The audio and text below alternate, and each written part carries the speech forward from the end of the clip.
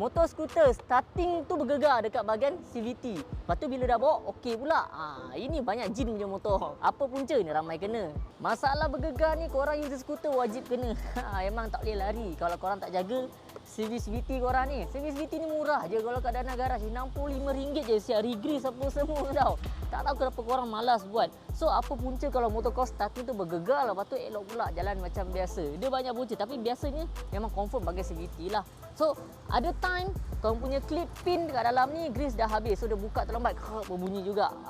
Ada time juga kau punya shoe belakang ni dah makan tak pun penuh dengan habuk. Bila penuh dengan habuk, bila korang buka ni belakang ni buka, so habuk, so kesat, so dia tak dapat cengkam dengan baik.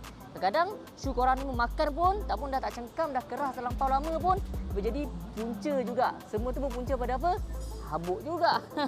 Pak roller pula. Roller pun sama juga. Kalau roller terlampau makan teruk, motor bunyi, kadang-kadang ada bunyi, ada datangnya vibrate tu juga. So banyak berkait kan sebenarnya. Tapi tu semua punca pada apa? Habuk juga. Pandai korang. Semua punca pada habuk.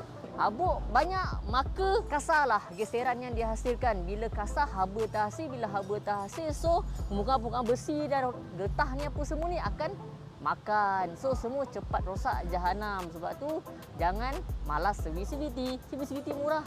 Kau datang Dana Garage RM65, kita regrease apa balik semua, dah settle. Bila nak buat setiap 5,000 mileage, buatlah motor korang. Terutama untuk motor-motor baru, ADV 160, Vario 160.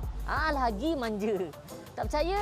Kau tanyalah siapa pemain yang buat motor ni. Lagi manja. Korang lagilah kena rajin servis CVT ni.